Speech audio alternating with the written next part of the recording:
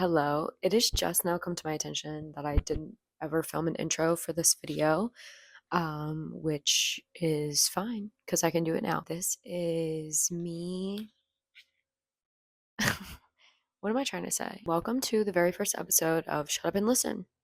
I'm learning about the Second Amendment.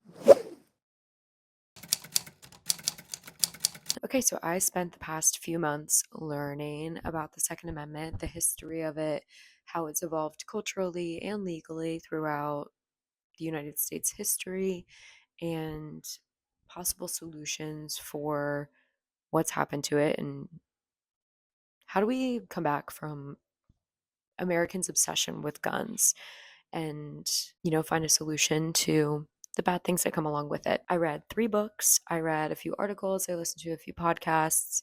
I don't think I watched any documentaries for this one, but it was interesting. I learned a lot.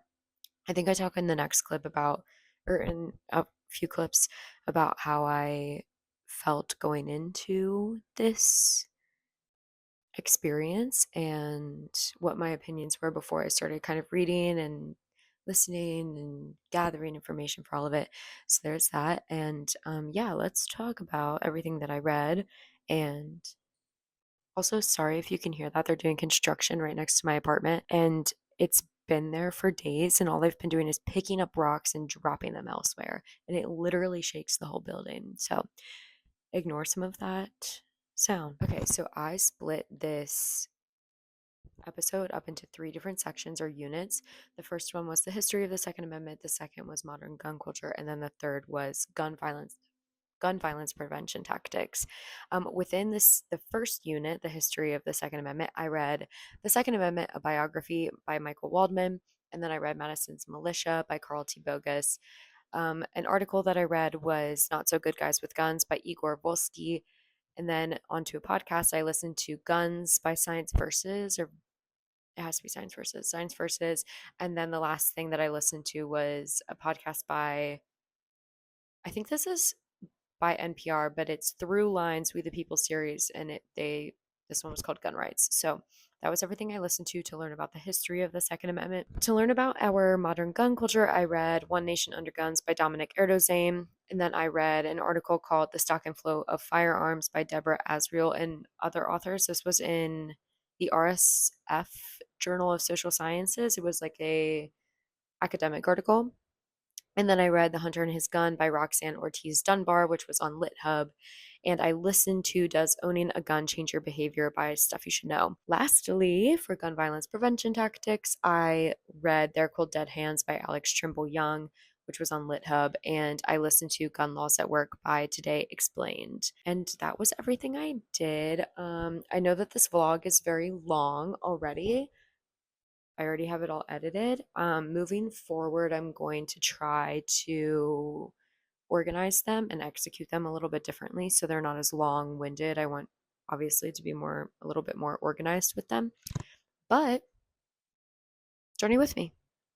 You're going to come with me as I learn all about guns, and I learned a lot. It was a very interesting episode, if you will, unit. So, yeah, I'll talk about all of that at the end if you just keep watching. Okay, I just wanted to give a brief update, I guess, on the first chapter of the Second Amendment by Michael Waldman. Oh my God, I read this last night. I feel like I should have done this last night, but I didn't. So now here we are. So, what I learned in the first chapter of this book is that the American framework for the military and for gun ownership was really framed around almost like an individual participation in defense. And so, what that looked like, even by James Madison, who was like the father of the Constitution, he was very pro a strong he was a federalist, like George Washington, Alexander Hamilton.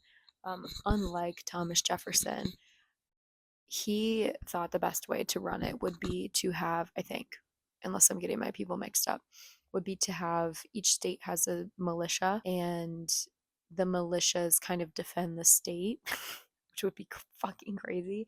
And then the president can call on the militias if they ever need a national defense. But like the United States of America, would not have a standing, consistent, paid military like we actually do. It would more so be forced volunteership, voluntold, kind of similar to I think like how like Korea and Israel do it. You would be forced to be a part of the military if you're a man, an able-bodied man, unless you were in college, from the ages of like I think they said 16 to 60, and you had to provide your own military weapon. So you had to have a musket, and if you couldn't afford one, you had to take out a loan. And when you participated and attended regular trainings, and that was the military. You were kept up to date, and if they needed you, you went. And that was kind of it. At least that's how it was leading up to the Revolutionary War. And I think that James Madison and George Washington didn't really want a funded military because it was really similar to the British military. And the British military were seen as very oppressive, obviously. So they didn't want that. But then that is not what happened. And so the original idea behind the Second Amendment and behind gun ownership was that you would eventually or only use it for like community defense.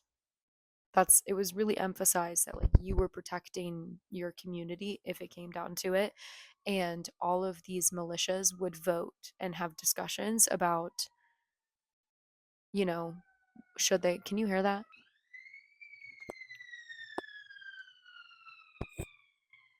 Should you enter the fight? Should you not? Etc., etc., and go on from there. So that was the first part, which I just wanted to do a brief recap before I go into the second, which is the ratification. I'm assuming the ratification of the Constitution. But yeah, that's why the wording in the Second Amendment says like I don't know what it says exactly. It says it in the beginning of this book, something about a well-armed militia.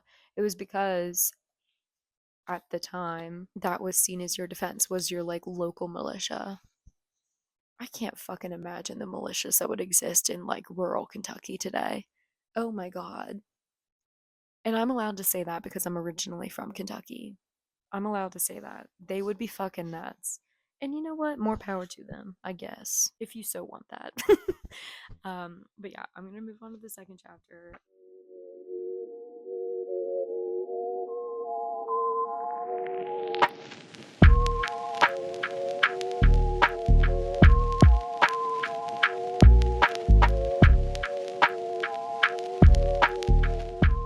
The second chapter before I go to bed. It was not that loaded with information. It was basically about the process of the ratification of the Constitution and how, like, some people wanted a Bill of Rights and some people didn't, blah, blah, blah, blah, blah, which states wanted edits, which didn't. But the most interesting things that I read in this one that I think apply to what we're learning um, included just like uh, nitpicky, I guess, laws that individual states had against guns, including, or cities. Boston made it illegal to keep a loaded gun in a home. New York, Boston, and all cities in Pennsylvania prohibited the firing of guns within city limits. People deemed dangerous were barred from owning weapons. Pennsylvania even took it to disarm Tory sympathizers, so limiting who got a gun based on, their political affiliations. Maryland prevented Catholics from owning guns. Ruh-roh. Obviously, black men, even if they were free, were prevented from owning guns or being a part of the militia. Rhode Island conducted a house-to-house census, an early form of a gun registry. So there were a lot of different forms of gun control already pre-Constitution ratification in the United States. And then also what I found really interesting was that Republicans' hero, Thomas Jefferson, was talking to James Madison about the ratification of the Constitution, and he did buck down and be like, you should include a Bill of Rights. He really emphasized the First Amendment and the Third Amendment, but he didn't have much to say about the second. He didn't care really about it at all. So I just think that's interesting. Don't tread on me. I suppose, and that's where I'll leave you. I'm not going to read. I did not do my 25 pages tonight, but I do not want to read the rest of it. It's 10:30, and like I said, my bedtime is like 9. So I'm going to go journal and get in bed, and that's going to be my night. Chapter 3 of The Second Amendment by Michael Waldman is done. This one kind of discussed like the wording of the Second Amendment and the syntax and like what all the words gonna mean. Blah blah blah blah blah. What's my takeaway? I don't really know because they're all kind of confusing. I feel like everybody that worked on the amendments and all of that fun stuff had a lot of different thoughts. I mean, imagine that. Like the kind of what I took away from it was just that it what did I take away from this? I feel like their main focus and their main intention was to keep an organized group militia intact that could discuss, action if they ever needed an opposition to the government. I don't think that it was about an individual right. I mean, I guess it was an individual right to own a gun, but I don't think it was like for the intention that like the founders, if you will, believed that everybody, every man should own a gun. And the reason I don't really think that is because like they still made you go buy your own, and then if you to be a part of the militia, and then if you couldn't, they were like, well, take out a credit. Like they weren't like very enticing with it, I guess I should say. And so I do believe that their main focus was maintaining a militia, which did fall apart in like 30 years. So that's kind of discussed. I did read like some of the fourth chapter last night just because I was feeling like I was in a groove. So I continued reading, but when I finish this chapter, I'll give a brief update. Also, I always forget to do this, but I usually intend to say what I think before I start anything, and I don't think that I did that. I might be wrong, but I don't think I did that.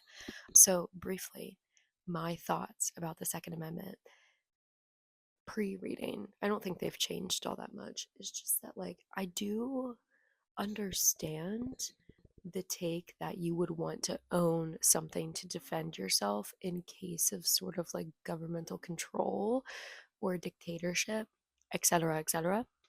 I just personally think that we have surpassed a technology threshold where like you as an individual are never going to own something that the government owns. And so your little, even if you have an AK-47, like what the fuck is that going to do on the US military and Lockheed Martin? Probably not much. Probably not much. With their satellites up in the air, yeah, girl, they're gonna see you running around the foothills of Kentucky with that gun. And they're gonna drop a bomb on you. You ain't got nothing on that. And I think that our current sphere, like you, I don't know, like first graders are dying. You can't just be like, well, anymore. That's not gonna cut it. It just doesn't work. You gotta find a solution. And I don't think more guns is the solution. Doesn't seem to be working. It doesn't. I mean, they had a school shooting in Texas. I feel like prior to, I feel like an argument that comes up is like, well, you're never going to like go shoot an NRA convention, but you had like 50 people die at a country concert in Vegas. And then you had what, 20 elementary schoolers die at a place in Texas, and all of the police officers that could have stopped him for hours were too pussy to do so. Y'all were the ones like go stand on the front line. Get up there. Damn, get up there. The one in Vegas, like there are ways to do it. You know what I mean? Like Utah at a right wing event where this all started, Charlie Kirk still shot and they didn't find him. So your solutions do not seem to be working. There has to be something else. Because personally, I'm not okay with elementary schoolers dying all the time. Hot take, I fucking guess. So those are my original thoughts before learning all of this. I don't really know how much this is changing my ideas. I guess it's changing my ideas so far because of the original intent of the Second Amendment. I feel like a lot of people put a lot of weight on the founding fathers when really like This happened when I was learning about free speech too. Actually, free speech, I think they were a little like that's more of a widely discussed topic that they felt like a little bit strongly about, more strongly about. This one is, I kind of like, nobody had extra notes about it. I really think it was just thrown in. And I think it's the Second Amendment because they were like, well, we want to keep a militia because that's what helped us. I think they were like, well, a militia is what helped us defeat the British, and so we have to keep them around. And then again, like I said, 30 years later, that idea fell apart. What was it? I think it was the not the Whiskey Rebellion. Was it? I think during James Madison's presidency, and I could be wrong. I'd have to go back and look. An early presidency, the British invaded. It had to be James Madison, and then Elbridge Gerry was his vice president. Yes, um, the British invaded D.C. and or like Virginia, Maryland, and burned down the White House. And they were like, the militia will stop them. Girl, where? Like, they're nowhere to be found because it was voluntary and nobody, like, at that point wanted to help. I understand, like, that you want military service to be voluntary. Jesus fucking Christ. And you want people to want to fight for their country, but, like, sometimes that's not always going to happen. And sometimes the British are going to burn down the White House. That didn't really work out. And now, because of it, we've had several mass shootings in the elementary schools. So that's really cool. Shout out them. I've also learned that it was like a highly debated amendment. Some people didn't like want it there. Some people did believe in the individual right to bear arms and to keep that around. And some people didn't give a fuck at all. It wasn't really a universal idea or opinion, I guess I should say, in the same way that freedom of religion and freedom of speech were, and freedom of the press. I think that's all I have to say for right now. I have to start work. I'm gonna read some more of this later. Oh my god, ignore the mess back here if you can see it. I just got shit piled everywhere. I'm gonna clean it up and then I'm gonna start working. Okay, so I read the fourth chapter of the Second Amendment. What even happened in this chapter? It was kind of mainly about like the progression of guns. What word am I looking for? Gun laws in America. What's crazy is that for the first like 100 years, nobody really gave a fuck about the Second Amendment. And then post Civil War, people started arming themselves. They were getting locked and loaded. And then throughout kind of like the latter half of the 19th century and the beginning of the 20th century, you had a lot of like violence and expansion into the West and gangs and the Al Capones and the Bonnie and Clydes of the world that were obviously using a lot of guns, and they were getting a hold of guns that were more powerful than previously known, especially post World War One. There were a lot of like military grade assault rifles out in the world, and that was when Congress started to be like, oh, I guess like FDR's administration was kind of like, maybe we should take this federal, bitch. And they started to do like basic gun control work, like registering things, registering firearms, not pistols and not handheld guns, but larger ones. And don't take it across state lines, shit like that. I don't think I really marked that much from this chapter just because it was like a lot going on. Discussion about like, I forgot that I read that part because I read it yesterday. Discussions on the South and them keeping guns out of black men's hands and just interesting things like that. Industrialization also led to gun laws being passed, I guess because there were more people in one like concentrated area. And then chapter 5, if you'll notice, it is called Revolt in Cincinnati. All roads lead to Cincinnati, Ohio. I will be reading that tonight. I can't wait to see what this is about. I hope it's not about a fucking ship. I hope it's about Cincinnati, Ohio. I didn't want to put too much like current events in these videos because I don't want them to be dated. I want them to be returnable, if you will, rewatchable. And I feel like I hate when I like want to go back to something and then the like a podcast or something and then the host spend the first 20 minutes of the podcast talking about like how shitty it is and how scary it is that COVID's happening. And I'm like, okay, that happened 5 years ago. But I feel like this is relevant at the moment, so I want to bring it up.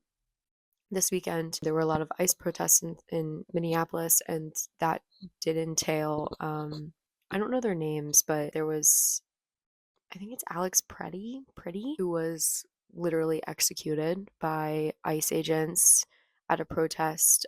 He was an ICU nurse. And then yesterday, maybe Thursday, was the day that the ICE agents used that little boy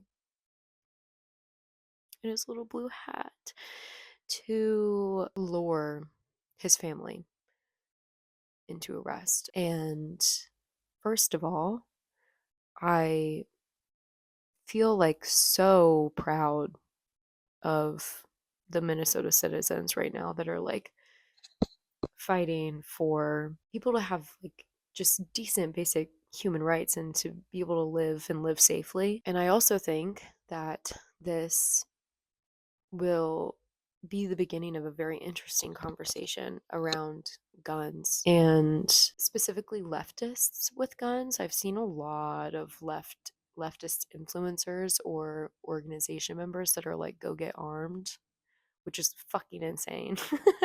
It's not insane because I necessarily disagree with them, but I don't know, I guess it's just insane that it's like getting serious. And I mean, it, I think, like I said earlier in this video, I do understand the sentiment behind wanting to protect yourself from a government that is oppressing you.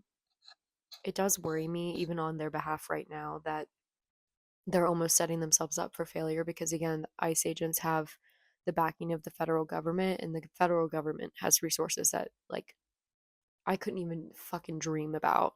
I don't like things that I couldn't even conceptualize. Like, I don't, who knows what they have going on. I don't know. I just feel like scared that it's gotten to that point. And I'm mad because for my entire life, all I've heard from the right is that, like, don't tread on me, and I don't know, like libertarian bullshit about how the government is always after you and blah blah blah whatever. And now that I feel like it is, and it's actually happening, the people on that side of the conversation are like nowhere to be found. Like, here's the wet dream that you've been thinking of your entire fucking life. You finally get to like rebel against the government, and where are you? You're licking their boots. You're kissing them up and down the thigh. Like, I don't know. And so yeah, I do feel like it's relevant to bring up just because of the conversation that I think it's going to bring surrounding or just like leftist gun ownership in general. And I'm like wondering if there will be right wing backlash and maybe like now everybody hates the Second Amendment. Maybe we go back to its originally like made for militias. Which, speaking of made for militias, Tim Walz at this point in time was basically like, this is wrong. And everybody's like, send in your National Guard, dude. Like, that is what the Second Amendment is for the states to fight back if necessary. And we're not doing it. That is the Second Amendment. So where the fuck are they? I don't know. Yeah, I just felt like that was relevant to bring up. My stance on gun control has not really changed. I don't, like I just said, I respect people's desire to want to protect themselves, and I like totally support that. I just worry that that would end in catastrophe. And frankly, I think it already has. So, I think his name is Alex. I'm like 90% sure his name is Alex. Had a concealed carry license and had his gun on him, but it was like completely legal and they shot him anyway, you know? And like, it didn't really help him in the end because I don't know, I'm saying all this and it's like, is that a reason to not fight? No, I don't know. I did see this badass video from these Black Panthers in Philadelphia that were like, let them come. Okay. They looked scary too. I wouldn't want to fuck with them. I think they would do something. I wouldn't want to fuck with them. But yeah, I'm curious to see like how that conversation will play out, I guess, for the rest of the year, especially because now it's the other side. Like post Charlie Kirk, everybody was saying, well, this is why you wanted guns. This is the result. And there was like silence, at least from what I saw, about guns on the other side. And it was all about that kid's supposed transgender roommate instead. So maybe there won't be a conversation, but if there is, I'd be curious. I'm going to be curious to see what that's about. And I need to get the fuck off of social media because that's just too heavy. But yeah, I'm gonna read the whatever the Cincinnati has to do with this after I finish my CSI episode and take a shower. It's 10 p.m. and I will update you after I finish this chapter because if I wait till the morning, I will forget everything I just read. So it's important.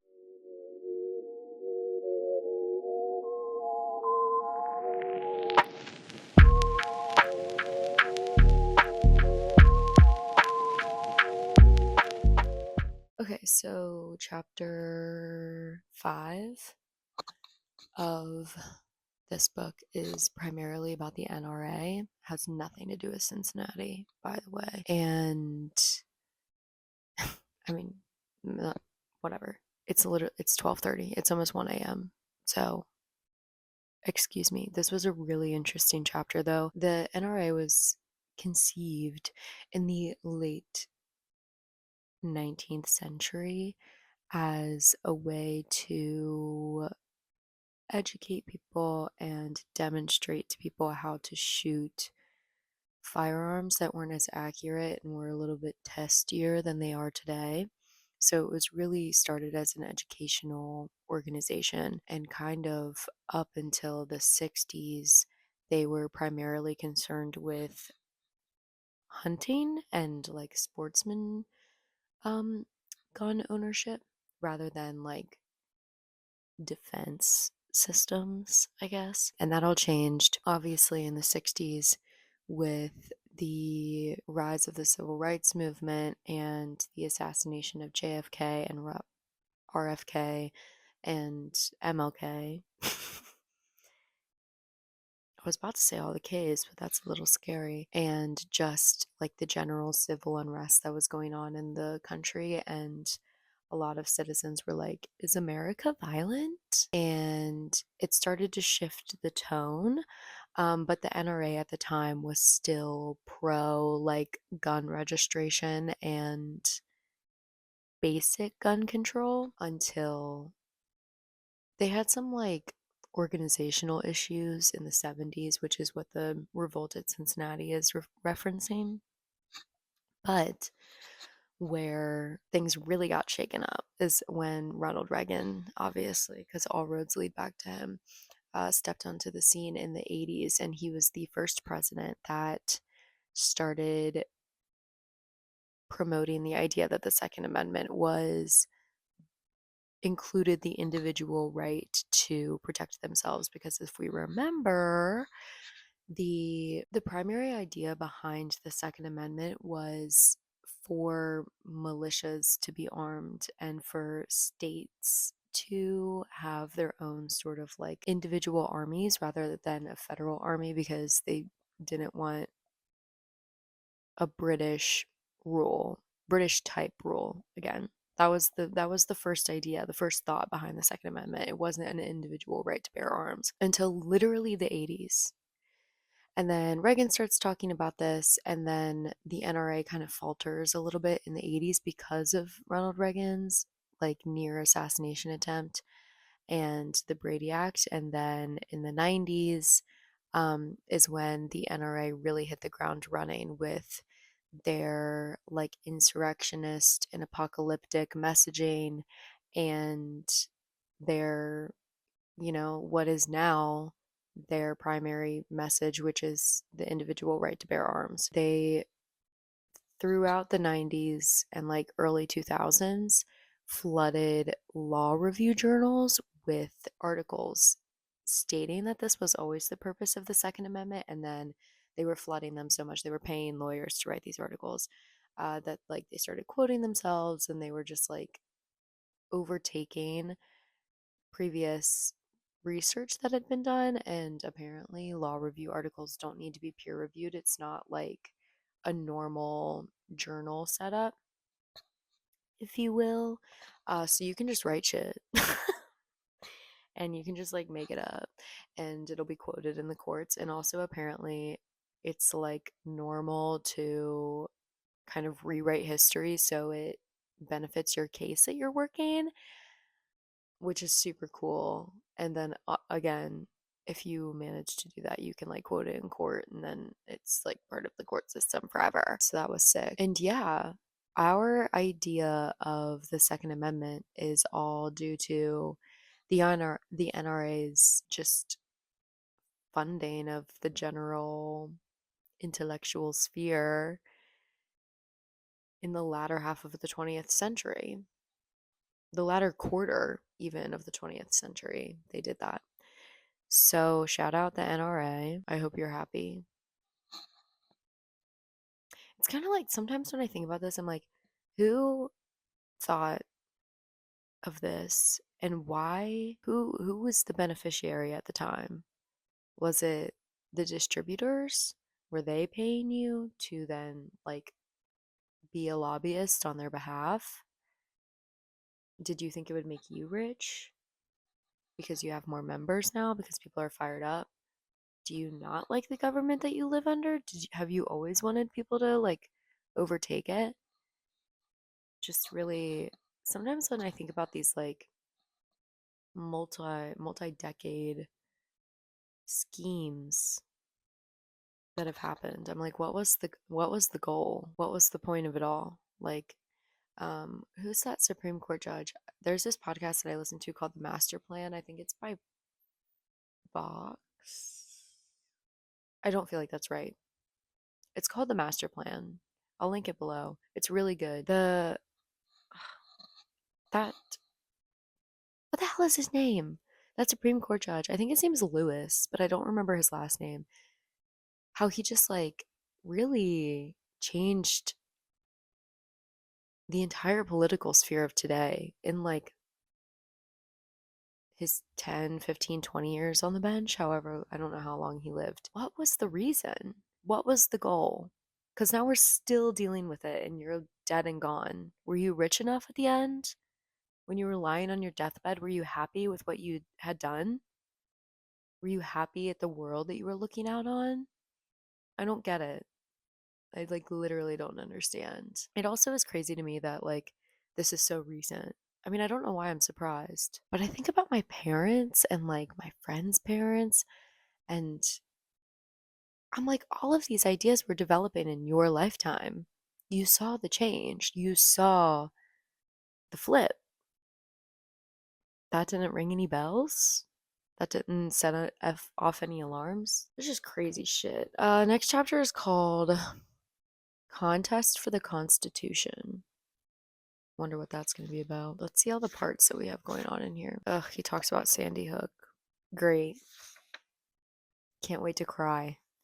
I have 4 chapters left, including chapter 6. Contest for the Constitution, and then The Road to Heller, and then From Heller to Sandy Hook, and then Flying Blind. Okay, I'm gonna go to bed. Okay, I just finished The Second Amendment, a biography. I don't know what I look like right now, so I haven't updated you the past like 4 chapters. Oh, yes. It would be cool if I like checked on what I was gonna say before I started the video, but I haven't done that yet.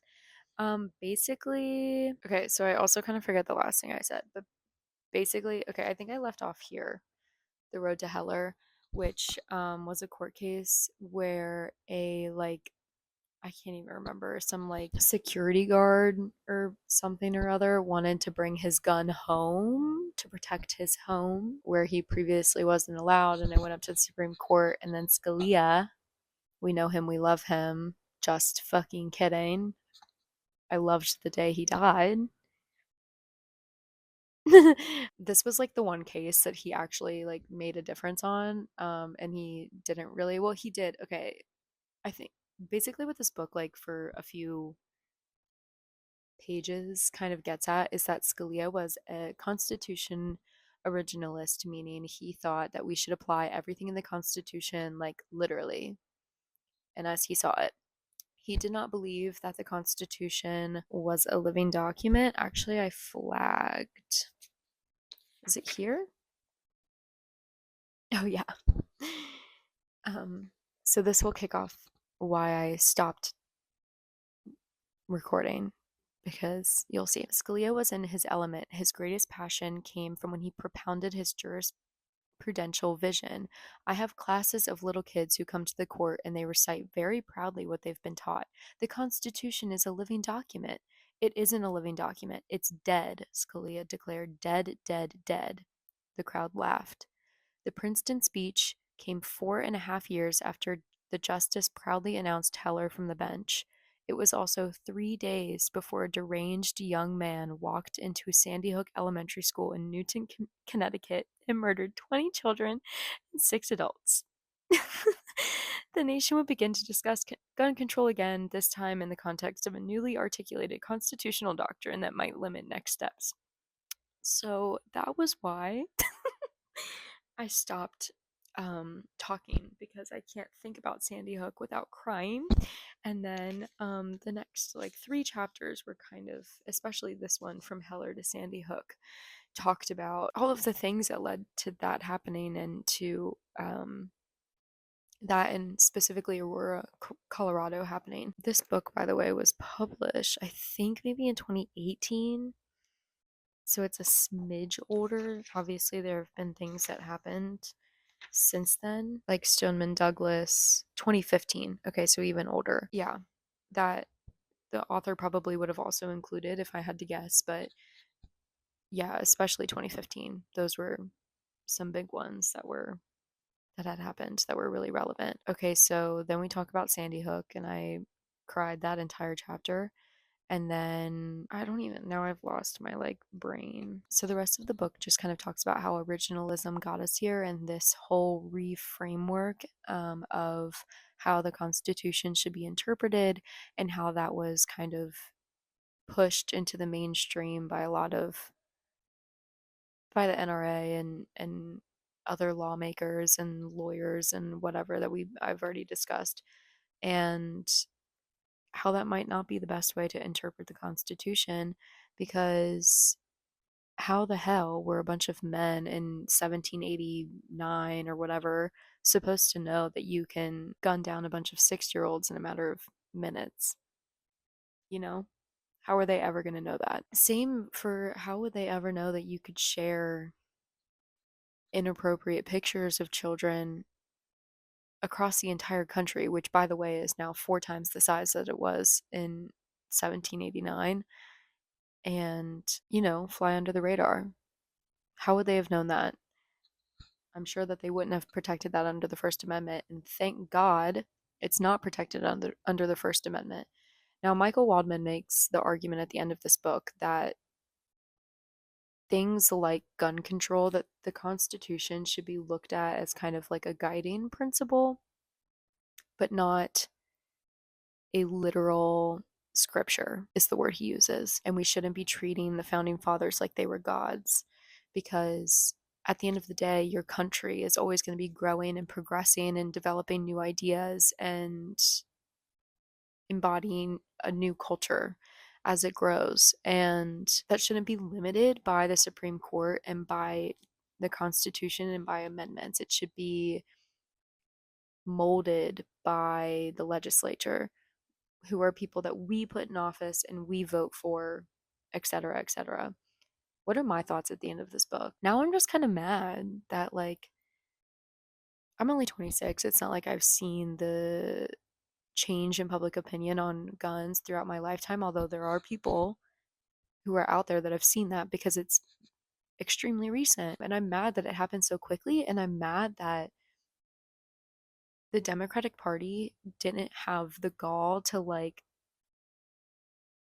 stop it while it was happening, and put in a fight before it, led to something like Sandy Hook. I don't know, here we are. And again, Minnesota and a lot of people in Minnesota are calling for people to buy guns. Now I'm a little like iffy on that. I don't know. I think that, while it's there, you should exercise your right, but I've been kind of thinking about it, and like, do I think that the Holocaust could have been prevented if every Jewish family had a gun in their house? No.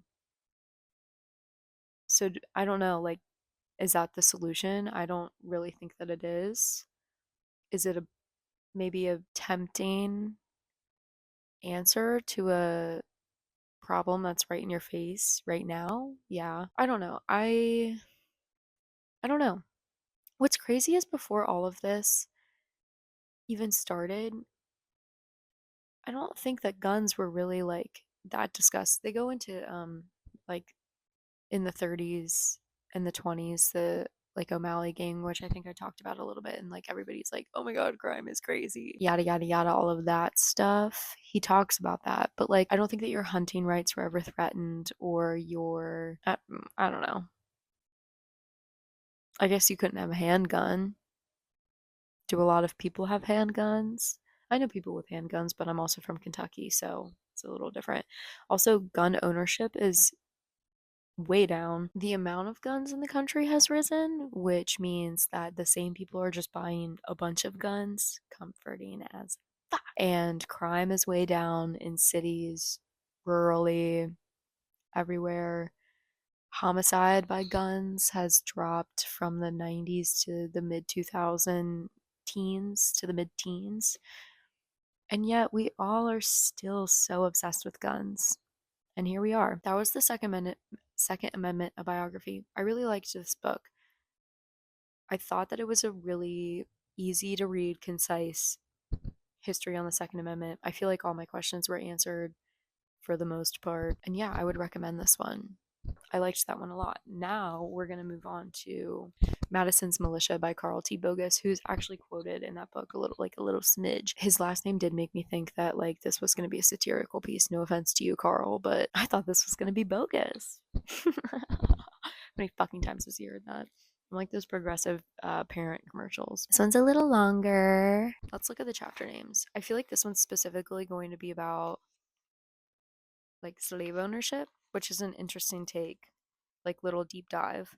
Showdown in Richmond, debate in Richmond, decision in Richmond. God, lots of things happening in Richmond, Virginia. Southern Terror, the militia war in the North, the militia war in the South.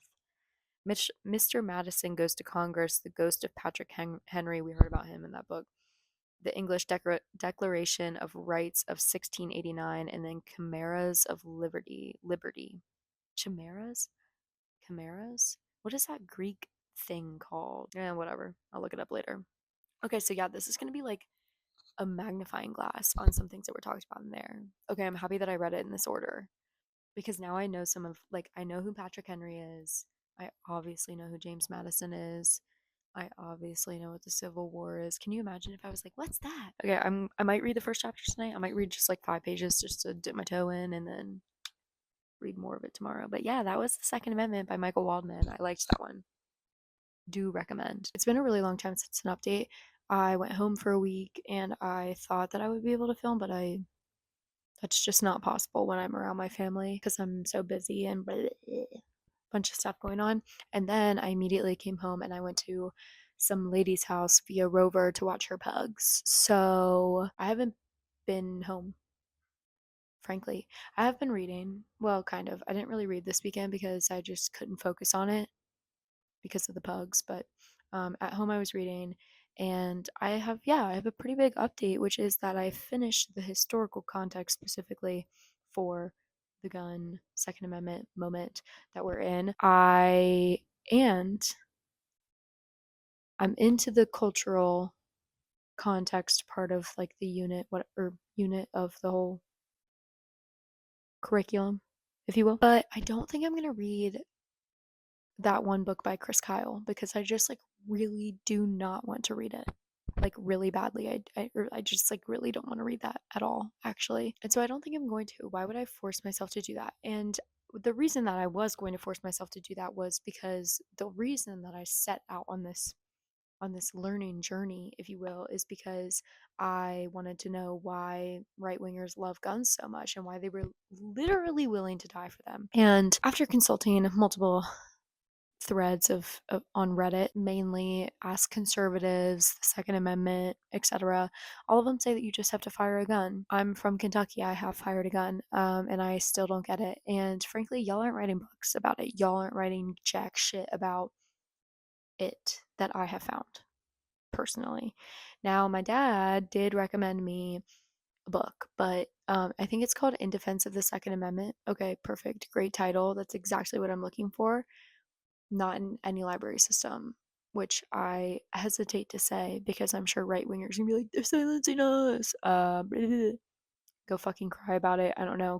That Chris Kyle book was in the library system. It's not like he's pioneered for his leftist politics. Anyway, I can't fucking find it. I did find it on like Amazon. It's like 30 fucking dollars. I'm not buying that shit. Are you insane? $30 for a book that I won't even like? No, thank you. So I might just abandon that idea. Actually, I don't really care about your opinion. I don't care. Especially after reading this stuff that I'm about to show you. Yeah, I don't. Womp womp, I don't care. Where I'm going to start, because it takes us back in the history the furthest, is with Madison's Militia by Carl T. Bogus.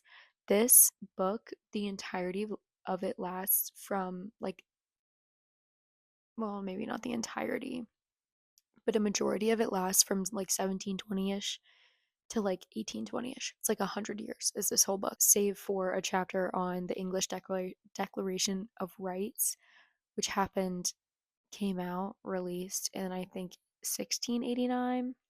That's where I'm going to start. I kind of regret not vlogging my experience with this book because I feel like this has been and is going to be my favorite resource out of the entire situation because I just found it so unique, you know? We'll get to it. So let me start with the English Declaration of Rights. Basically, ugh, all this bullshit happened in England. Of course it did. When is bullshit not happening in England? King James II was Catholic. And the country at the time was Protestant. And all these things happened. King James was not supposed to be the king. His brother died, he became the king, and everybody started freaking the fuck out because he was Catholic and they didn't want Catholics around. And I mean, imagine exactly what he did when he became king. He was like, actually, Catholics don't have to be ashamed anymore. Started popping up churches, blah blah blah, all this stuff. Then he got in some beef with like the Netherlands and France, or like England had been in some beef, but it just depended on where their religious loyalties laid, whatever. And at first they were with the Netherlands, who are Protestant, but then King James was like, I kind of like France, which is crazy because his daughter was the Queen of the Netherlands. Okay. So there's all this beef between Protestants and Catholics. The Protestants are like firing back, literally. They're having skirmishes in the streets, and King James is like, you need to take up those guns. I don't want them around. I don't want people to have them. And what I say goes. Okay, that did not fly with Parliament. They were having a freak out about it. So basically, they kind of like institute a coup almost, where they get William of Orange, who ran the Netherlands, to invade England, take over the throne, and get their Protestant divas back. I don't even know if I'm explaining this well. It's because I feel like it's important to the context of the American Constitution, but overall, I don't think it's that important in general. I mean, I guess it is, but whatever. Okay, so William of Orange comes over. He starts to fight King James. King James thinks he has allies. He has nobody. He turned around, no one was there. Okay, so then he goes into hiding, which lasted like a day. And then when somebody's like, hey, we've captured King James, to William of Orange is like, oh, I don't really want to like kill him. That like causes issues. Could you just like put him in an unlocked cell like near the coast so he can just like escape to France where his wife and his daughter were? And they were like, sure. And that's exactly what he did. So then William of Orange and Queen Mary took over, and part of their like them becoming now the heads of, or the royal heads, I guess, of the country, was that Parliament had to set out these rules. And one of the rules, this is where the English Declaration of Rights comes from. The English Declaration of Rights is basically just a document stating what Parliament has a right to say or not say, revolving the citizens of England and the crown. So the gun one is like, the king cannot take up arms from Protestants. Only Parliament is allowed to say that. It says nothing about like people having a right to bear arms. And also at the time, in England, there were limitations on who could own guns. First off, you had to like make an annual income of £100 a year, crazy, which was only 2% of England. Okay, so right there, we cut off a ginormous chunk of the country. And then I think you had to own land, like blah, blah, blah, all these things. There were limitations. Not everybody in England owned a gun. And the Declaration of Rights was literally just created because Parliament was like, you will not take our power again, bitch. And so that is basically where we get the framework for the Second Amendment. Okay, are you following? What else does Carl T. Bogus go into? In the creation of the Second Amendment, this shit was crazy to me. Fuck. I mean, it all goes back to racism. Of course it does. Throughout the 17th or the 18th century, okay, we have slaves. No shit. The Caribbean, the tropical islands to the south of us have slaves. No shit. They have a lot of slaves. Their population is like 90-10. Here in the States, it's like, or the States, the colonies, it's like 60-40, okay? But there's a lot of slave rebellions going on. People are fucking scared of that. And so they need to have people in place to prevent uprisings because they see things like Tacky's rebellion and they're like, I'm so scared. And there also are small instances of slaves like going in their master's home and I don't know, killing them, setting their house on fire, etc. Basic small rebellions like that, but nothing like ginormous like Tacky's rebellion. Also, sick ass group in Jamaica. What the hell are they called? I don't know, but they like rebelled and then they started their own little like colony on a like uninhabited area of Jamaica, and they were so powerful that the Jamaican government or whoever owned Jamaica, I'm assuming England, was like, you know what, y'all can stay there, but you can't accept new slave runaways, which is like kind of fucked, but they really didn't want to fuck with them.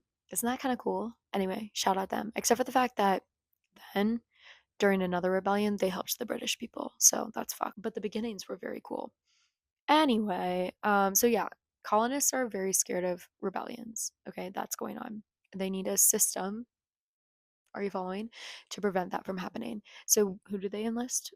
Are you following? The militia. Yeah, very, very important for slave control, primarily in the South. Okay, so everybody knows this. Now, leading up to the revolution, there's the Federalists and the Anti-Federalists. On the Anti-Federalist side, there's Patrick Henry. He doesn't fuck with the Constitution, point blank, period. He doesn't like it. He doesn't want anything to do with it. He doesn't want it to be ratified at all. On the other hand, we have Madison, who is like, well, we need to create a union. We need to ratify this Constitution. And so Patrick is just throwing, I mean, more than him, but he's the main one, throwing excuses, excuses, excuses. One of the excuses is a Bill of Rights. And so they're having all these Bill of Rights debates, which was really important in the South because I don't know, they just like wanted a lot of Southerners wanted a Bill of Rights. There's so much like detail. There were just a few things that weren't addressed in the original Constitution, like they were afraid of standing armies because the British rebelled against with a standing army, which is a little ironic. I'll get to that in a second. I don't know, like trial by jury, shit like that. They wanted it to be like solidified in a document. Okay, what I think is going on. The Anti-Federalists are scared of standing armies because the British had one. They used it to attack colonists, etc. And they were like, our militiamen saved us. Again, ironic. And in the original Constitution, there was no like it was too vague for them. They were like, we can't have this like standing government sitting standing watch over us the entire time. It was very states' rights. Early on, the South is very states' rights. Madison doesn't really care. So he's like, I don't really want to write a Bill of Rights that like says all this shit, but because I don't really give a fuck. And the only way that they get it ratified is basically they're like, okay, after we ratify the Constitution, we'll write a Bill of Rights. And also Madison runs for Congress, and in his like campaign, the only reason he wins is because he's like, okay, I'll write a Bill of Rights. Well, then he gets elected and inaugurated, and he's like, time to write a Bill of Rights. Like I said I was going to, even though I don't really give a fuck about it. And nobody gave a fuck about it anymore. They only were doing that because they didn't want the Constitution ratified. They didn't want to become a union. They wanted to be like their own little tiny state, like countries, I think. I don't really know. actually. And I didn't write it down, so that's lost on me. But to the best of my knowledge, that's what's going on. One of the things that was really important was the Second Amendment because, again, militias are important for slave control, although everybody in the room is saying that they're to prevent a standing army from taking over the country. Now, see, that's ironic. You want to know that why that's ironic? Because they lost nearly every fucking battle in the Revolutionary War. Actually, they were using primarily militiamen to fight in the Revolutionary War, and they would run like chickens when they were confronted by the British. And so it didn't really make any sense that they were saying that because the unheard secret or the unspoken, the fucking elephant in the room, bitch, was the fact that they just needed militia to control slaves. That was the only reason they needed it. But yeah, during the Revolutionary War, George Washington, oh my God, he was so fed up with all these bitches. He was like, you keep sending me these militiamen, they can't do jack shit. He had to make armies. Like, you cannot go into combat without that mental, like, framework in your head. You can't do it. And he knew that, and a lot of other people knew that, but they were convinced that these militiamen that had only, like, seen each other 2 or 3 times a year and have their fucking, like, cheap ass muskets can fight a literal government standing army. No, it's not going to work. Anytime they tried to get it to work, again, they're running and they're running quickly. Very few deaths because they're all running. Now, when there were standing armies, that's when they started to make strides. When Washington and Nathaniel Greene and probably some other generals that I'm not thinking of were like, all right, I'm going to teach you guys, we're going to train for a year and we're going to act like soldiers. That's when we won that war. Okay. That's it. They had a few successful attempts of basically like ambushing British camps and stuff like that, but overall not a very successful group. And so yeah, elephant in the room, they want them for slave control, yada yada yada. And actually to the point, so when Thomas Jefferson was president, he was like, "Hey, like we're kind of beefing with the British. I need some militiamen." And the country, because now we're a country, was like, okay, but you can't have anybody south of Pennsylvania because they have to take care of the black people. Okay. So yeah, that was their entire point. And the entire point of the Second Amendment, which was modeled off the English Declaration of Rights, was to ensure that militiamen could keep their guns. And it was always like about maintaining a general idea of control in regards to like the population and like the defense, whether that's defense that you and I disagree or agree with, whatever, of people. It wasn't about an individual right to bear arms. Okay? It wasn't about that. Can you hear that siren? It was basically the entire reason that the Second Amendment exists, according to Carl Bogus, is because we needed people to control slaves in the South. That's it. It's the only reason it's there. It went through a few revisions. Within state constitutions, only 4 out of the 12 states mention a right to bear arms in any of them. And the only one that mentions an individual right to bear arms is maybe Pennsylvania. No, I think maybe Vermont. The 4 states that had it were Pennsylvania, North Carolina, Vermont, and Massachusetts. And I think maybe Vermont had a clause about an individual right to bear arms because that entire state only exists because residents organized a militia to go after New York to have their land back. There was like this battle between New Hampshire and the New York state where like somebody in New Hampshire was letting people buy land in upper New York and what was then upper New York, and then New York was like, you can't fucking do that, you have to move, you have to give the land back, and then everybody was like, fuck you, and that's how Vermont came to be. So cool, you learn something new every day. That's basically Madison's militia in a really poorly worded and executed recap, but it was very unique and it was very interesting. I feel like so far, most of the things that I've read have kind of reiterated the same things and the same accounts and the same events, but that one was very unique. The other thing revolving the history that I listened to was NPR's Throughline, their series We the People. They go through the Constitution. They had an episode on guns and they talk about Jack Miller and how he was kind of the first case that the Supreme Court looked at where he was using the Second Amendment as a defense, but at the time they ruled that the Second Amendment does not guarantee an individual right to bear arms because it's meant for the defense of, again, whether you and I disagree or agree, defense of the country. Then it kind of gets into LBJ. A lot of people were getting assassinated around that time. So I think it's called the National Firearms Act. He signed into law sometime in the 60s or something like that. And that was when the NRA started to get really pissed. Yeah, they did. Before, they were more sportsman people, hobbyists, shit like that. And then after, they were like, actually, we're going to lobby so that everybody should own a gun. The revolt in Cincinnati, which I think we discussed, was basically that guy or some random guy was like, I don't really like the way that the NRA handled the response to the National Firearms Act. I'm going to fucking do something about it. So there was a coup within the NRA. Maybe that's a little hyperbolic, but whatever. And they switch from then on. They like poured fucking so much money into the lobbying of it all, and they switched their branding, if you will. So that's how we got there. And then decades move on, and then we have Heller, which is the other case that addresses the individual right to bear arms in the country, which I think I talked about in with the Second Amendment, a biography, maybe. I hope I did. But yeah, basically Scalia was like riding the dick of constitutional originalism, and that's how we got that passed. Thank you, Scalia. Thank you. And the person, whoever they were interviewing for this podcast, he was a lawyer. I can't remember his name. At the very end, he said, the Second Amendment is in its current form basically 15 years old. Thank you. I think that's like a 4-year-old maybe podcast. So again, thank you, Scalia. And then I listened to Science Versus about guns. It was very statistical. Wasn't really what I'm looking for in this episode, although it was interesting and I recommend that you go listen to it.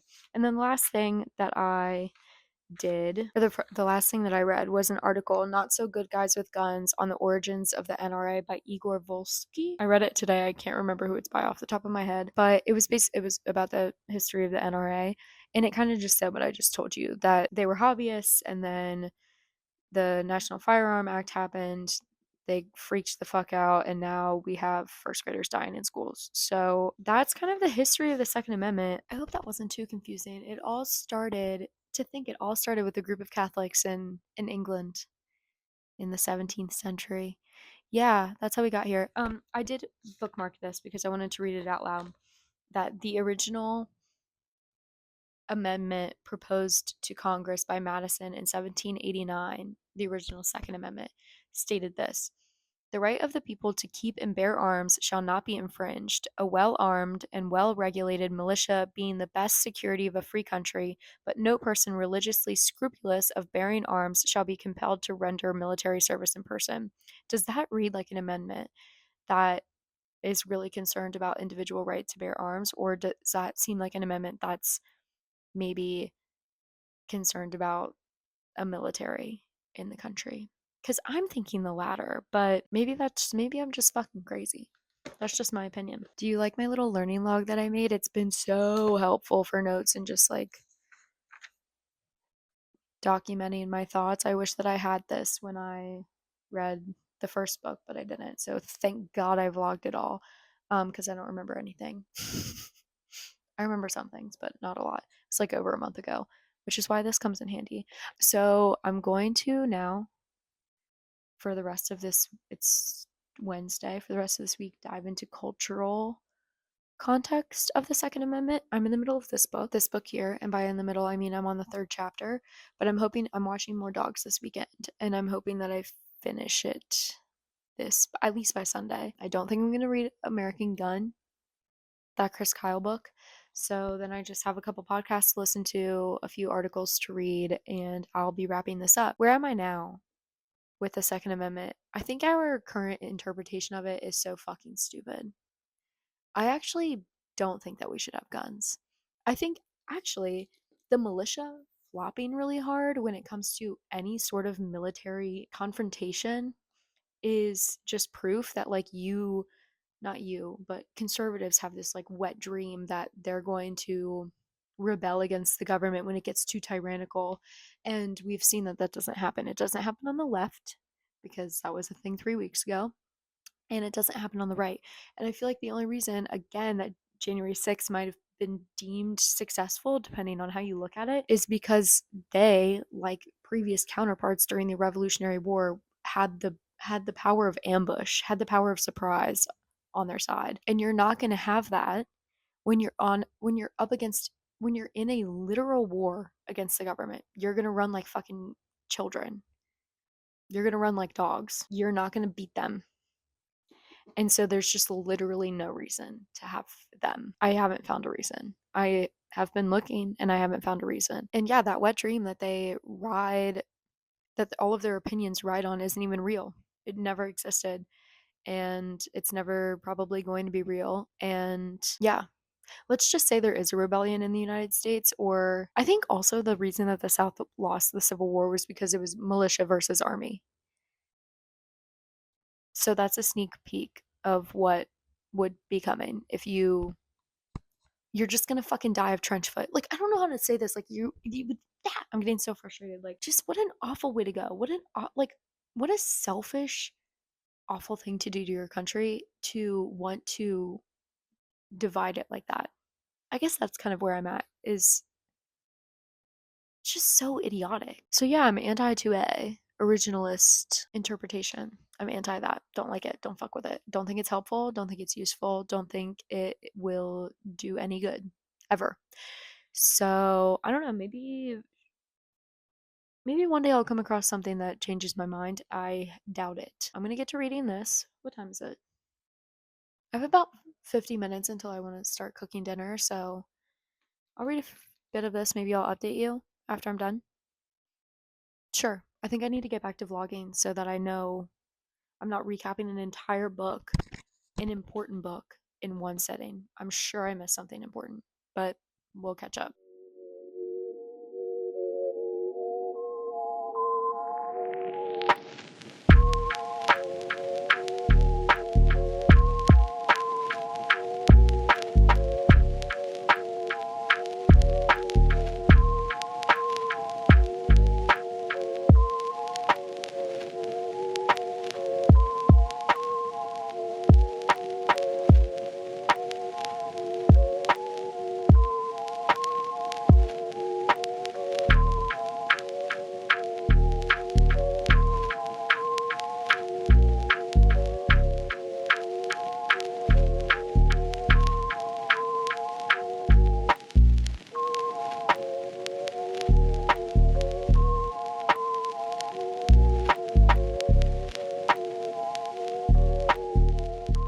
So I wanted to do a little brief update on One Nation Under Guns by Dominic Erdozane.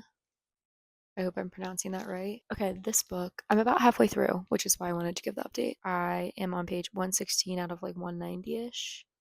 I have like 4 or 5 chapters left, and I'm on chapter 6. So, yeah, long story short, I'm about halfway through. This book is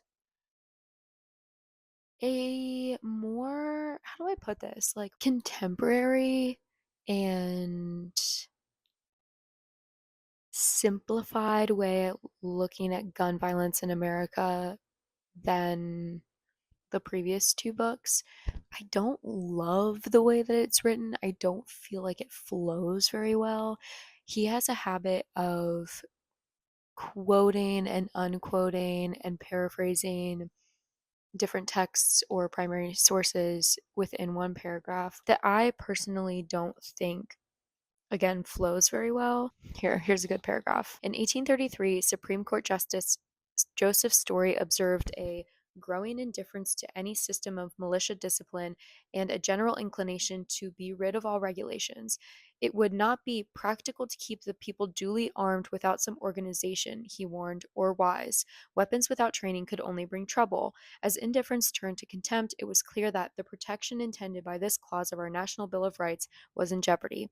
That is, protection against foreign invasions, domestic insurrections, and the more insidious peril of a military establishment. By the 1840s, compulsory drills were a thing of the past. Do you see what I mean? Like, how many quotes are in one paragraph? One, two, three, four, five. And like one of them is simply just foreign invasions, comma, domestic insurrections. Like I feel like you could have just paraphrased that and not put a quote in there. I feel like it just breaks up the writing in a way that doesn't, again, flow very well.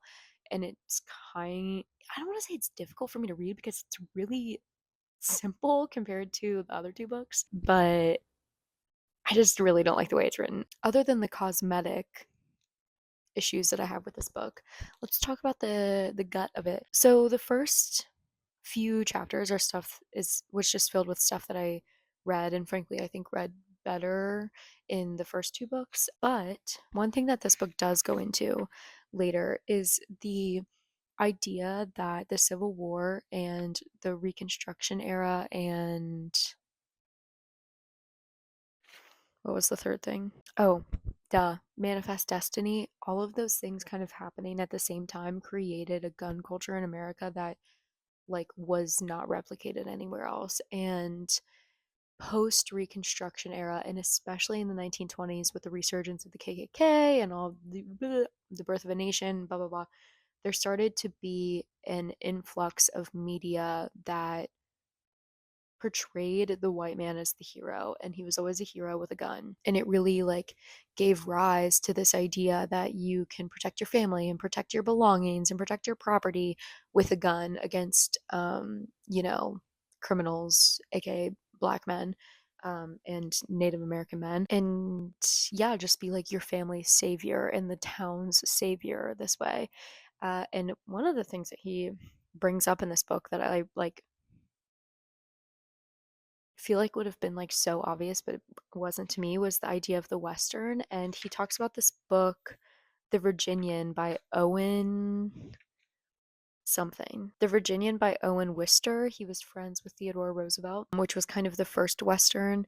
And he does kill a man in it, but basically just this idea that that Westerns, as the media kind of grew, and again, Birth of the Nation came a little after it, they all rationalized violence and white supremacy, and the gun carrier was always the hero. So yeah, it was that was an interesting point that I liked to learn about. There was also he also talked about how patriotism started to rise after the First World War, how there was just like a lot of NRA propaganda about gun ownership and vigilantism that was released throughout the 1920s and 30s, and it was all related to masculinity and white supremacy, what a lot of things are related to. So it all boils down to that, doesn't it? It's probably going to be a common theme throughout this entire journey of mine. And yeah, oh, also, he talked about how the right and the NRA and all of the lobbyists and, this like growing pro gun party,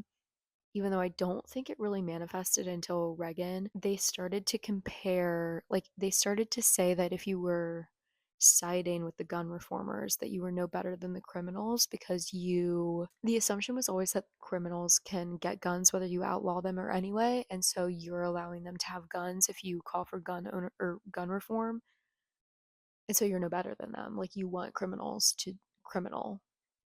I don't know. That was also an interesting take of just like kind of the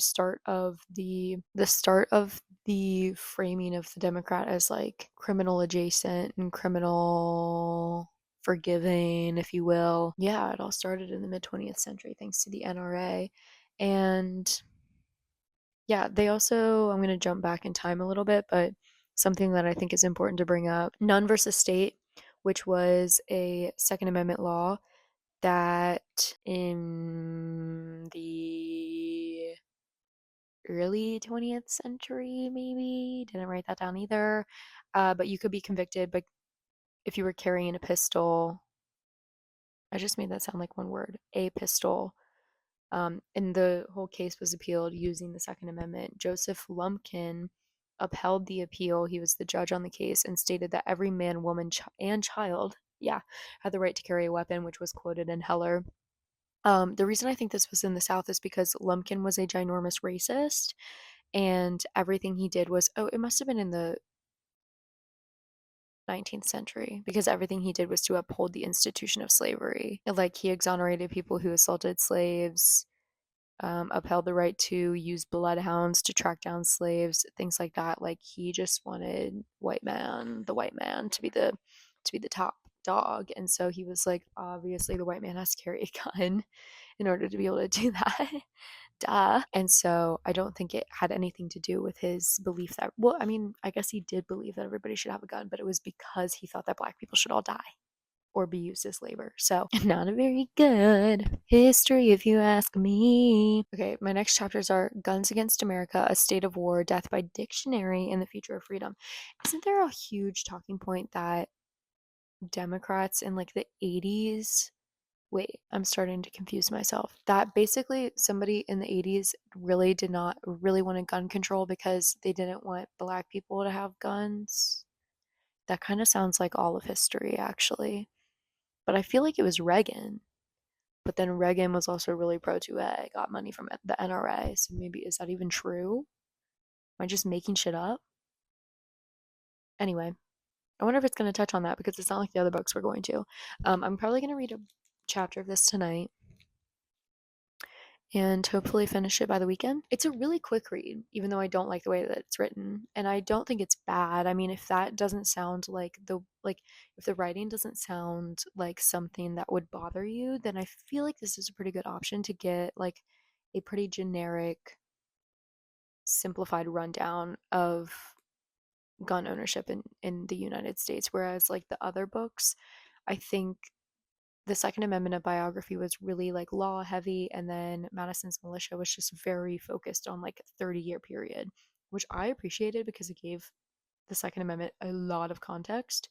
But if you're kind of just looking for more of a general overview and like how, again, like how it has blossomed into our culture today, I think this is a pretty good pick. I think it's decent.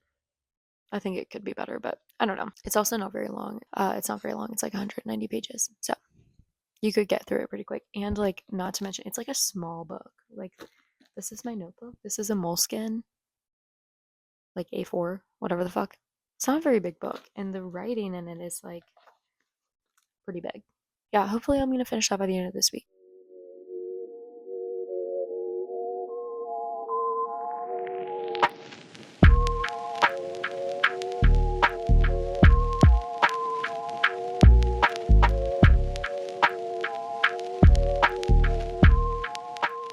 Okay, long time no talk regarding gun culture in America. The last time that I think the last update that I gave, I was still reading One Nation Under Guns. It's literally been like a month. And I think I had 4 chapters left.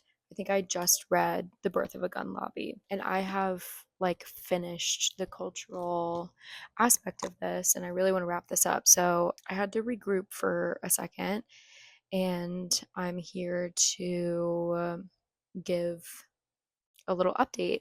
So, chapter 5, Guns Against America, was mostly about gun laws in the United States. The author talked about how most homicides are committed by law-abiding citizens, meaning they are, like the heroes of the story that maybe attack somebody that doesn't deserve it, or I mean, not that anybody deserves to be killed with a gun, but like not fitting the narrative of the protector of the home. Like maybe the other person was unarmed or they're not doing something, or another reason could be there's just a gun in the room and now this person that owns a gun is mad, or last minute impulsive decisions made out of anger that turn out to be fatal. That is what happens most of the time. It's not done by somebody that, you know, has repeated assault charges or anything like that.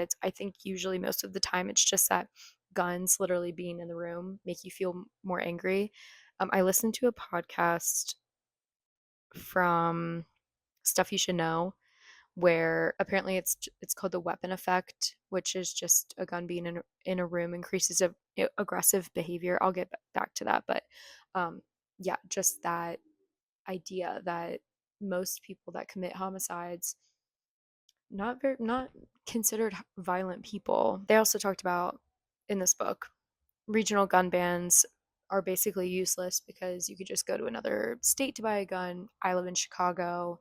I could literally, it would take me an hour to drive to Gary, Indiana, and or just Indiana in general and get a gun there. Maybe not during rush hour, but you know what I mean. They talked about how the Swiss are quoted as having low crime but high gun ownership, and there was this like meme that was going around the web when I was in high school, and I remember it so clearly. And I think they were comparing Switzerland and Guatemala, maybe, or Costa Rica, some sort of South American or Central American country. And they were basically saying like they have really similar populations. I'm sure I could find this meme and I could pop it up on the screen. They have similar populations and similar gun ownership rates or something, or maybe like they were talking about gun laws. It was extremely racist, whatever this was. And the Swiss are very good at maintaining and not using their guns violent reasons or whatever. It doesn't make much sense because the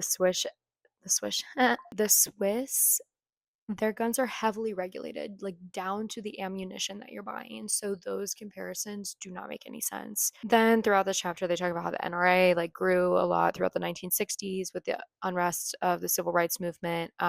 They like kind of had a finger to point at somebody, similar, I would say, to the Black Lives Matter movement, like violent protests and look at all these dangerous people. And then you have people like Kyle Rittenhouse that are like, I have to protect my land and it's literally in a different state. And they go and kill somebody. Yay. Sales and NRA membership grew exponentially during the 60s. Then they talk about there's a chapter called State of War. They talk about politicians. Apparently Nixon did not like guns, which kind of surprises me. Neither did Barbara Bush. She publicly spoke about how we should ban guns, which is interesting because H.W. Bush was definitely, sponsored and funded by the NRA. Ronald Reagan and Barry Goldwater were the first public facing politicians to speak about their support of gun ownership. And then other politicians like Tom DeLay, who was an evangelical congressman, blamed Columbine on the fall of society, child care centers, broken houses, TV evolution, anything that you could possibly think of. Now it's video games, social media, could be any of that. Then we have Death by Dictionary, which is talking about how Supreme Court justices manipulated previous texts to fit their narrative. Then the last chapter, The Future of Freedom, one point that the author made in this chapter was that there's an aura of statehood around the gun. We Americans feel strongly about our property, our right to keep it, and our right to defend it.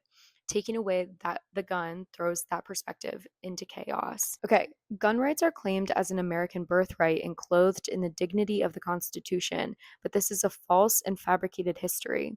To believe in the gun, you have to subscribe to a series of fantasies about the American past. You have to believe Theodore Roosevelt when he says that guns civilized the West and that the men who died generally, in quotes, generally deserved their fate. You have to believe Supreme Court Justice Clarence Thomas when he writes that firearms brought possibilities of salvation to African Americans after the Civil War. You would have to believe that for 200 years, every court in the land got the Second Amendment wrong until Antonin Scalia rode in with his dictionaries in 2008. For me, the question is aesthetic as much as moral or political. When I see a handgun, I do not see freedom. I do not see possibilities of salvation. I see an open wound. I see the hole in the American promise. I see a failure of imagination. Yeah, we really curated a image around the gun owner being the protector and being the expander, the in a positive light, a colonizer, somebody that protects his land, um, goes after for the freedoms of the country and protects his family and his home. When really the entire time that was just white supremacy and misogyny and the patriarchy. That's all it ever was. And now we're still holding on to that. And there's nowhere left to go except fucking elementary schools, which I know I say a million times, but sorry. The second reading that I have that I wanted to really highlight is here. And this is what I would have to say to my friends in the gun fraternity. If you're a patriot, read the history. This is why the American Revolution succeeded where the French Revolution failed. It understood human nature. It did not unleash the wild and savage freedom of nature because it knew that men are not angels and all men would be tyrants if they could. As Sullivan explained the contrast between the French and the American revolutionaries. They talked loud of liberty. He wrote of the Europeans, but liberty in its natural extent and complexion has nothing to do with civil society. Natural liberty was as far from the cultured liberty of civil society as the untouched clay of the earth, from the finer vessels of China. Everything the founders taught about the right to bear arms fell under this paradigm of civil liberty. Nothing could be more patriotic than gun control.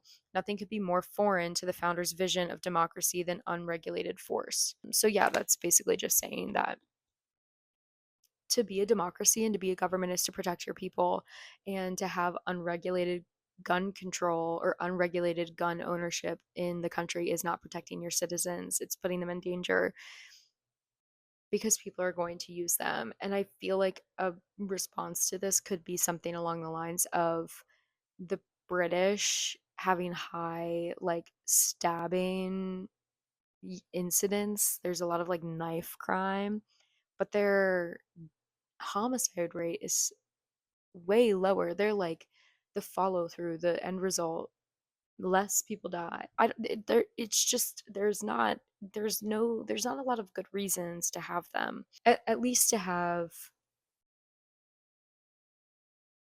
completely unregulated access to military grade weapons and frankly unregulated access to firearms as a whole. Okay, so other than that, I also read a couple articles, one being Not So Good Guys with Guns on the origins of the NRA, which I feel like I did kind of talk about. It started to teach men how to shoot post Civil War. And then in the 20th century, they started to get into the idea of individual an individual right to bear arms. In 1911, they harped on New York for a law that would require people to have licenses to obtain guns.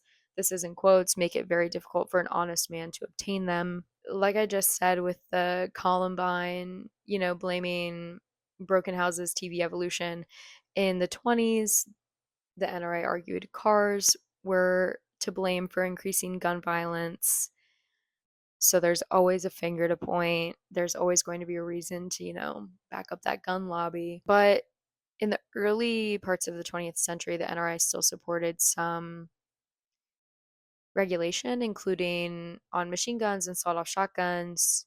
I also wrote this down. NRA's existence literally led to JFK's assassination because they helped develop the ammunition that was purchased by Lee Harvey Oswald. Shout out them. I'm also learning about DuPont right now, the chemical company, and it's just like it's all connected. It's all connected. I'm sure that they did too. Anyway, I'm sure they made the gunpowder. I think that's all I really want to say about that. The other like main thing that I want to say from the Stuff You Should Know podcast, how does owning a gun change your behavior? Which by the way, this came out like 10 years ago and they were very very adamant that they were like not taking a side. They really didn't want to like ruffle the feathers of their listeners. But I've been telling people this. I've been carrying this fun fact around with me. We detect guns faster in our peripheral vision, faster than snakes and spiders, which is called fear relevant stimuli. And this is called the whole idea of this is called the threat superiority effect. Like we are now conditioned to recognize guns more quickly than fucking snakes and spiders, which is crazy because I don't know, guns on a threatening level to my everyday safety have probably been around for like max 300 years, max. And snakes have been around since literally the dawn of humanity. But I am more likely to detect a gun in my vision than a snake at this point, which is scary. I don't like that little statistic, but it's true. If I would also wonder what the difference is between people in different countries. Like, do people in countries with higher gun regulation detect it as quickly as an American would, or what's the stuff there? I'm curious to know. The next, I read an article, like a academic article called The Stock and Flow of Firearms. It was just like stats on how ownership, like who owns it, where, how many, blah, blah, blah, all that stuff. They talked about how half of the gun stock is owned by 86% of gun owners and the other half is owned by 14%. So there are a lot of people that are hoarding a lot of guns, but there's still a decline in personal gun ownership, mostly by men, meaning those who are buying guns keep getting more. And Eric Swalwell just resigned. T. 63% of gun owners report that the reason that they own it is safety from strangers, which we've seen that's not really necessary. Handgun owners are more likely to be women. They're more likely to be non-white and living in urban areas. I would be wonder like what the people that have used guns for personal protection and like it's a done case, it's all figured out, like who they are and where, like what the demographics of that would be. Because if it's women, not white women living in urban areas that are doing it right, then I don't know, maybe they should continue to do that. Who am I to say if it's working for them? You know what I mean? Like, or is it men in suburban areas? Doubt it, but whatever. And our handgun stock went up from 33% in 94 to 42% in 2015. And 75% of gun owners who received one within the last 5 years underwent background checks, which I guess is a little comforting, but also that means that 25% of gun owners did not. Kind of scary. And then the final thing that I read for this was called The Hunter and His Gun, and it was about our cultural ideas of the hunter, the man, and American exceptionalism. This also brought back kind of the Western and the idea of American colonization and how that is tied to our gun ownership and our thoughts on gun ownership. They talked a lot about Daniel Boone. He provided a framework for Americans to base their identities off of. And they brought up a few really interesting points that I want to point out, which is that gun ownership is the last right people have in lower income rural areas, meaning the government and capitalism have taken so much from these people. I'm thinking like people in Appalachia, Kentucky, West Virginia, Tennessee, North Carolina, even. This is their last thing. This is literally the last thing. They've taken their jobs, they've pumped them full of opioids, and they've left all of their infrastructure in ruin, their schools, their homes, their roads. This is the last thing. And if you're a rural family, there's no way that you don't have guns that are passed down through generations, and there's no way that you're not taking care of them. And I know that because my family does this, that I know of. I mean, I don't think we have like 200-year-old guns, but my grandpa, when he died, definitely passed off some guns to my dad, and so did my step grandpa. Like, I know that that is a cultural thing that you hold on to, and if you have sons and you're a father, you take your son shooting, you take your hunting, even if I went shooting when I was little, on family farms and stuff like that. Like, it's very much like a family pastime. Friends go hunting together.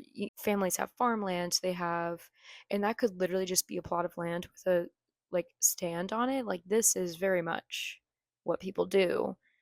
And that's their last thing that the government also wants to go in and take, which I do have empathy for. I do feel really bad because that is like, it's the thing. It's what you have left. And the government wants to take that too. I do think that the solution is maybe giving them more back, meaning funding their schools, their surroundings, stores, stuff like that, to relieve some of that ache. But I don't know if that will work anymore. I like, there's a part of me that's like, is it too late for this generation? Yes, maybe. They also brought up the fact that protecting the Second Amendment is a winning battle. Like, you actually have people on your side. You have the NRA on your side. You have politicians like Reagan and all of the Republicans since then that are like, yes, guns. It's your one winning issue. You've already lost everything else, but you haven't lost your gun. And I think, especially compared to fights against like Purdue Pharma and outsourcing, like you're not going to win against capitalism, but you could win against the government. And finally, this author of this article interviewed somebody that was pro gun, I think like an ex member of the NRA, like or ex maybe executive, and he talked about how hunting brings a feeling of closeness and symbiosis with the earth. There was a quote from him that says, "For every living thing on this planet, something else must die." To have that like framework of the world and of the country, and especially for these rural people, rural low income people, you are close with the earth because you have to be, because there's nothing else around. You have to go interact with the earth around you. Again, I grew up doing this, and I wouldn't even say that I'm from yes, I'm from a southern state, but I wouldn't say that I grew up necessarily like I did not grow up in a rural area, but it's still like embedded. It trickles out, it's still embedded in certain areas in the world. And I do think living in Chicago now, I do have a perspective on people from big cities and their thoughts on Southern culture, and that is not something that they would understand. It's not something that they grew up doing, type of shit. So, in conclusion, I would say that the three main historical events to blame that like shifted our relationship to guns were colonization and manifest destiny, and this idea that you have to go conquer, you have to go, take over and train these savages that you're coming across as you move west. And then also the Civil War, which did birth the NRA, but also the idea of a region of our country fighting against the federal government is very, like people still look up to that idea. They still want to embody that idea despite what the reason was for that. And then also the Civil War was the birth of the NRA. They did want to teach, I don't remember if it was Confederate or Union soldiers who like their primary focus was on teaching to shoot. I kind of want to say the Confederate soldiers because they weren't very good soldiers, but I also don't really know.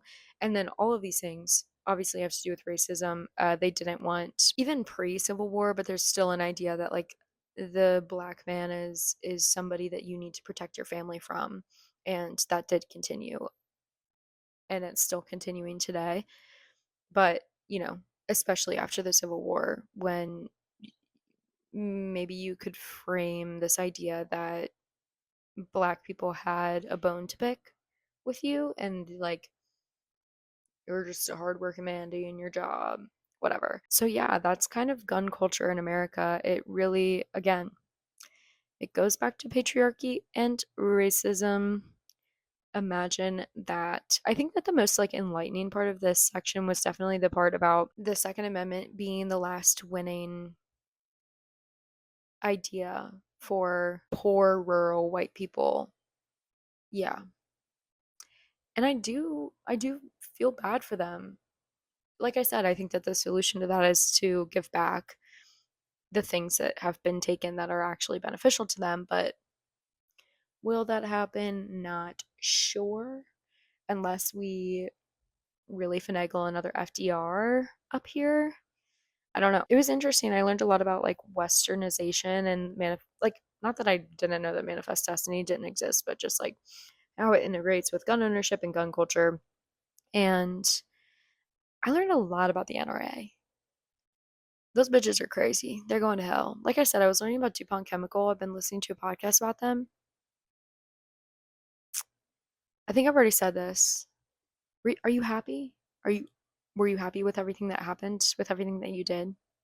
Did it feel worth it to you? I'll never know. If there is an afterlife and I can interview people in the afterlife, that is what I would want to know. Was it all worth it? Surely I won't be in the same place as these people. That's kind of like where I'm like, I don't go to church, so that means I go to hell, but the CEO of the person that created Teflon, or like that approved Teflon and its continued use for 50 years, despite the fact that it gives everybody and their mother cancer. Oh, they go to church so they get to go to heaven. How does that make any fucking sense? Whatever. I'm just mad. Capitalism, baby. Ride that wave. I'm done. I only have two things to read for the solutions. One is actually a podcast, so an article and a podcast. Hopefully, I can wrap this up by Wednesday. It's a Monday today. I'm going to read the article tomorrow, and I might listen to the podcast tomorrow. I might just do knock it out. Guys, I finally finished. I finished this a while ago. I just haven't filmed anything for it. Our gun. Our gun learnings. So the last little section that I did, which we'll go over, it was only two little things, were the solutions. My computer is obviously freaking out, so sorry if you can hear that. It does frequently because it's like 10 years old. Anyway, I read an article and then I listened to a podcast by Today Explained, which I think is Vox, if I'm not mistaken. The article that I read was kind of not that great. It was called Their Cold Dead Hands. It was on LitHub, and it didn't really say a whole lot. It was about community-based intervention and prevention, but the only way that it really described it was by saying it like named some specific youth outreach programs in cities that have helped with gun prevention. But it didn't really say how to use that to do anything else. The only thing that it said that was interesting was it talked about the CEO of the NRA, who, like, the most recent one to retire, I forget when this article was written, and how they literally won. Like, they won the cultural discussion about it, and they referenced Kamala Harris saying that she owned a gun. And I remember this interview, her being like, if you're coming in my house, like, I'm shooting you. And how that was kind of always the goal of the NRA, was to get everybody to be used to gun owners and gun violence being used in the name of like protection. So they literally won. And now we have to win back. So that was the only kind of like eye-opening part of that. And then no, I did not. I listened to Gun Laws at Work by Today Explained, which I just said. They had some interesting things that I did not know were not laws already. So they talked about how we should increase the age limit for machine guns. I don't know what it is, but it's young. I think it might be 16, which is fucking crazy.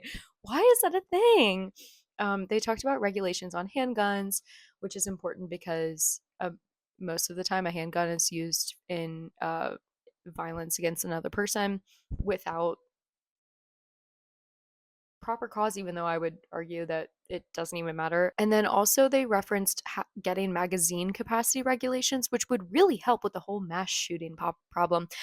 That is also fucking crazy. Apparently, like, I I listened to these and I read this a while ago, so I can't remember exactly what they said, but you can just buy magazines willy-nilly and just go fucking crazy, which means that if you're an insane teenager and you want to shoot up your school, then you can just buy as many as you want. Who knows if you'll get very far, but you can sure as hell try. Just fucking crazy work on our behalf, whatever. So those were the two last things that I engaged with. In conclusion, let's do a quick rundown of everything that I read or listened to, etc., etc. To learn about the history of the Second Amendment, I read The Second Amendment, a biography by Michael Waldman. Um, don't remember a whole lot. Talked about it. So that was that book. And then I also read Madison's Militia by Carl T. Bogus, The Hidden History of the Second Amendment. This one was really interesting. I read Not So Good Guys with Guns, which was an article on LitHub written by Igor Volsky. I listened to Guns by Science Versus. Science V's? It has to be versus, right? I don't know. There's no period. Whatever.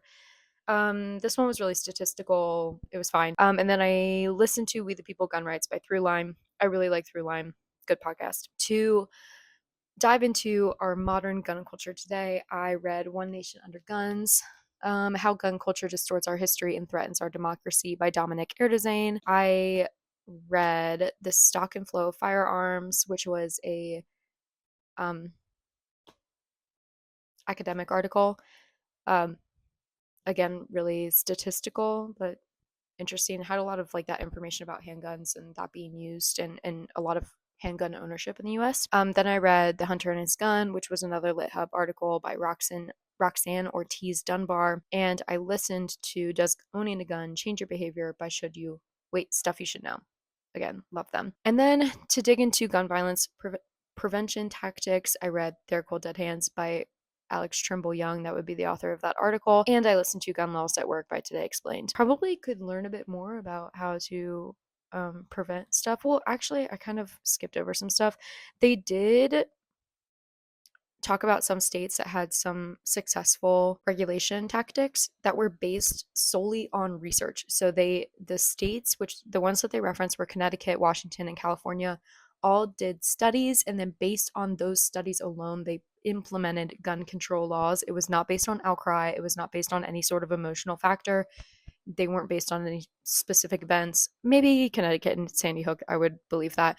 But they were solely focused on statistic research, what works. Some things that do work that I also didn't mention was we have heavy regulations on things like silencers or suppressors. You don't really see those being used in crime. You might see it on TV. It's not really happening in real life because we have such heavy regulations on it. And same with sawed-off shotguns. And yeah, that was all I wrote down. I thought there was a third thing. Yeah, we have gun control laws and they tend to work.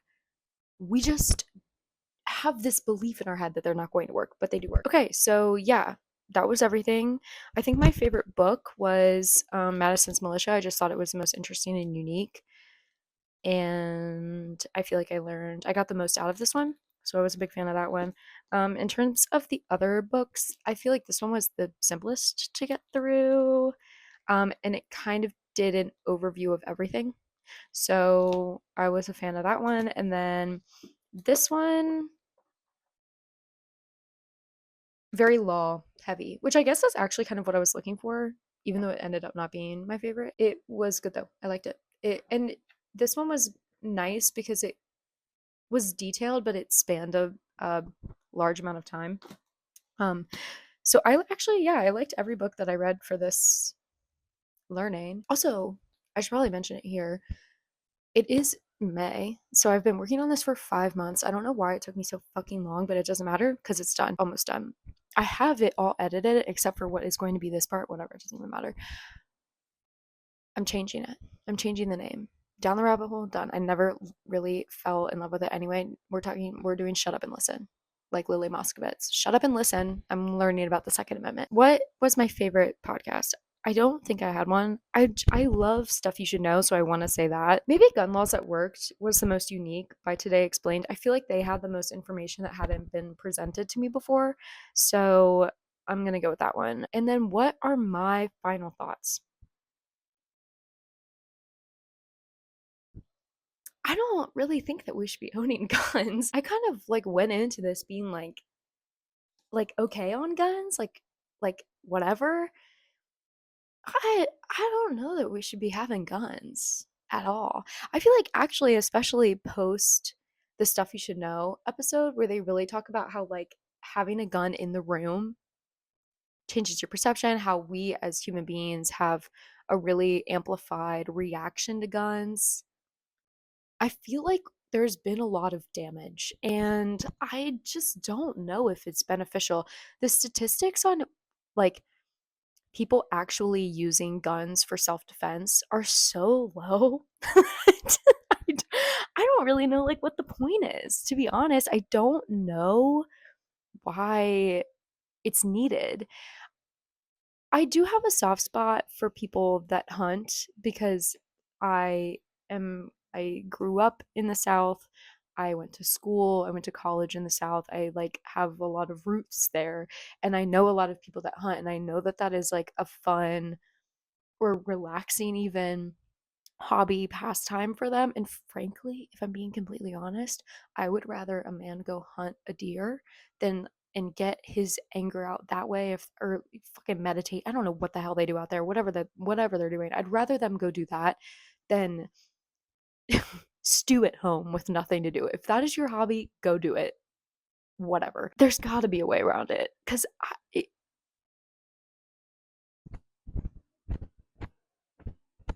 the fact that only like I forget what the actual statistic is. Did I write it down in here? I don't think I have it in my like digital notes anywhere, but I think only like some very small percentage, like 10% or lower of handgun self-defense cases were actually like valid and like reasonable. That's not enough to me. That's not enough to justify it. That's just my thought. And the statistics from the stock and flow of firearms of how many people are hoarding guns, that's fucking scary. And I think especially when you consider the history of guns and militias in the US, you're not going to win that fight. You were never going to win that fight. You have not been properly trained to win that fight. I know a lot of people are going to be like, I was a SEAL, I was in the Navy.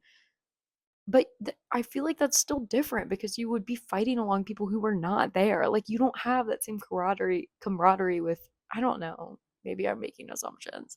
I just think it's fucking crazy. They never were born. The whole Second Amendment was never born from anything that was positive or like for the greater good of human beings. And yeah, didn't come from anything good, hasn't had nothing good has come of it.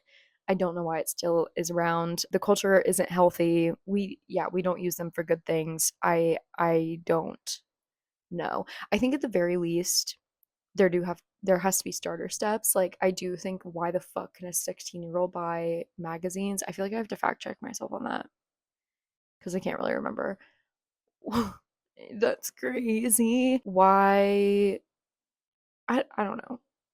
Or why can they buy machine guns? Why is there like unregulated magazine capacity? Maybe I'm stupid. Maybe that also includes your like long range rifles or whatever for that you use for hunting. But like, damn, there's got to be something. There's got to be something. Too many children are dying. It's just fucking stupid to me. It's like absolutely ridiculous. I can't believe I had to take my shoes off in the airport my entire life for 26 years. Well, that's a lie because I was born before 9/11. For 24 years or so, like you had to take your fucking shoes off in an airport because one guy maybe put a bomb in his shoe that never even went off. And now it's like like we were all willing to do it and I was willing to do it and it was fine. It was whatever. I don't know. I guess that's not a really good conclusion to draw because they're not the same thing, but like fuck, there's gotta be something. I feel like if I can take my fucking shoes off in an airport for no goddamn reason for 20 years, then you can buy two magazines at a time and you'll live, you know? Like, or go to a gun range where they have different rules or something. Like, make a different thing happen because I don't know, 16-year-olds being able to buy assault rifles or whatever the fuck, and then just like unlimited magazine capacity is insane fucking behavior to me, to me. And I do think that all of these rules have to be national. And that's where I'll shut my laptop because, again, it's freaking out. One point that I think the Today Explained podcast made was that regional gun laws, while made in good faith, do not work because they are not national. I live in Chicago, big gun laws. I think I've said that like 16 times.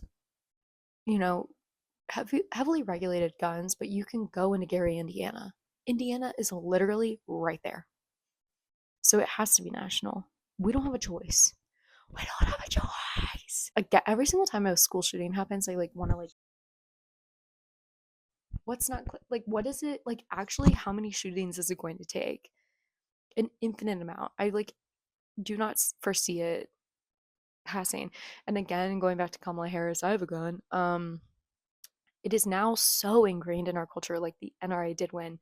It will take so much effort to reverse that ideology that we've created for ourselves, which is really discouraging. But I do believe in the human race, and I do think that